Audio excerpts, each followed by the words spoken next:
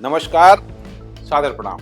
मैं doctor Om Prakash Mishra, the Sanket live. America के राष्ट्रपति डोनाल्ड ट्रंप जब से राष्ट्रपति बने हैं, आए दिन वो चर्चा का विषय बने हुए हैं। भारत को लेकर कुछ न कुछ वो नया बयान रोज देते रहते हैं और कटघरे में खड़ा करते रहते हैं भारत की सरकार को। कभी फंड्स को लेकर, कभी इलेक्शन को मैनिपुलेट करने के लिए, कभी टेक्नोलॉजी पर विश्वास न करने की बात, कभी कंप्यूटर पर विश्वास न करने की बात और कभी ईवीएम पर विश्वास न करने की बात। आए दिन वो कहते रहते हैं। ट्रंप प्रशासन ने रविवार को US agency for international development यानी यूएसए के 1600 से भी अधिक कर्मचारियों को नौकरी से बाहर कर दिया। अमेरिका के बाहर काम करने वाली इस एजेंसी के कई कर्मचारियों को वेतन देकर छुट्टी पर भेज दिया गया है और इसके आला अधिकारियों व कुछ खास कर्मचारियों को ही काम पर रखा गया है। ये कार्रवाई अमेरिकी राष्ट्रपति डोनाल्ड ट्रंप और उनके सलाहकार एलन मस्क के उस एजेंडे का हिस्सा है जिसके तहत वे चुनाव से पहले इस एजेंसी के बजट और आकार को कम करने की बात किया करते हैं। ये दोनों यूएस एड को अमेरिकी प्रथम नीति के तहत नए सिरे से गढ़ना चाहते हैं। कहने का मतलब ये है कि वो कुल मिलाकर सब कुछ बदलना चाहते हैं। इससे पहले ट्रंप प्रशासन 20 जनवरी को पद संभालते ही विदेशी सहायता भुगतान पर 90 दिनों की रोक लगा दी थी।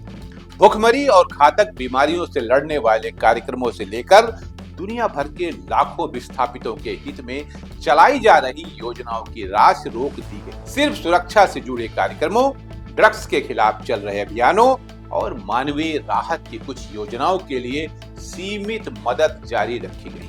अमेरिकी प्रशासन करीब 40 अरब डॉलर के आसपास के ऐसे सहायता कार्यक्रम चलाता है जिसमें से महज 10 करोड़ डॉलर के अभियानों को राहत दी गई, यानी 30 करोड़ को साफ कर दी। साफ संकेत है कि ट्रंप प्रशासन यूएस के खिलाफ सख्त रवैया अपनाने जा रहा है। अमेरिकी राष्ट्रपति डोनाल्ड ट्रंप के कई फैसलों से संयुक्त राष्ट्र की प्रासंगिकता पर प्रश्न चिन्ह लग गया है।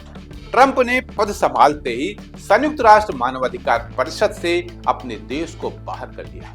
उन्होंने विश्व स्वास्थ्य संगठन यानी कि WHO व पेरिस जलवायु समझौते से भी निकलने का ऐलान किया है तथा अन्य एजेंसियों को दी जाने वाली धनराशि में कटौती कर दी। एजेंसियां ये जो हैं पूरी दुनिया में शांति, सद्भाव, स्वास्थ्य आदि क्षेत्रों में काम करती हैं।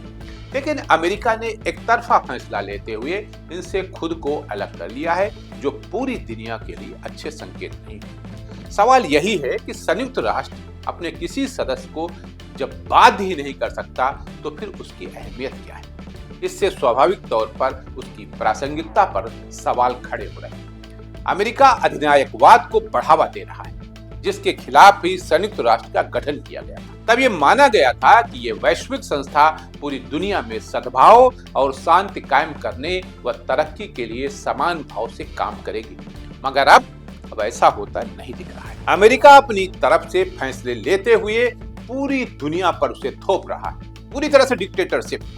America first. अब टैरिफ बढ़ाने का ही मामला देखिए, उसने कुछ देशों के लिए टैरिफ बढ़ा दिए जबकि कई अन्य को ऐसा करने की धमकी दी। उसे लगता है इससे उसकी अर्थव्यवस्था मजबूत हो, पर वास्तव में ऐसे कदमों से खुद उसकी आर्थिक स्थिति भी नकारात्मक रूप से प्रभावित हो। इस प्रकार के फैसले अमेरिका की कथनी और करनी में अंतर बता रहे हैं और संयुक्त राष्ट्र चुपचाप इसे देख रहा है। अगर हम इस समस्या का समाधान ढूंढना चाहते हैं तो अंतर्राष्ट्रीय स्तर पर संयुक्त राष्ट्र जैसी सत्ता को मजबूत करना होगा।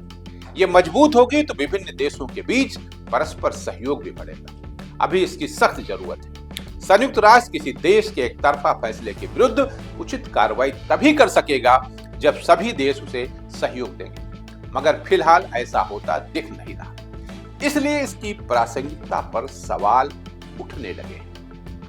इस पर अगर सवाल उठ रहे हैं तो उन सवालों का जवाब भी चाहिए जो अमेरिका को देते हैं।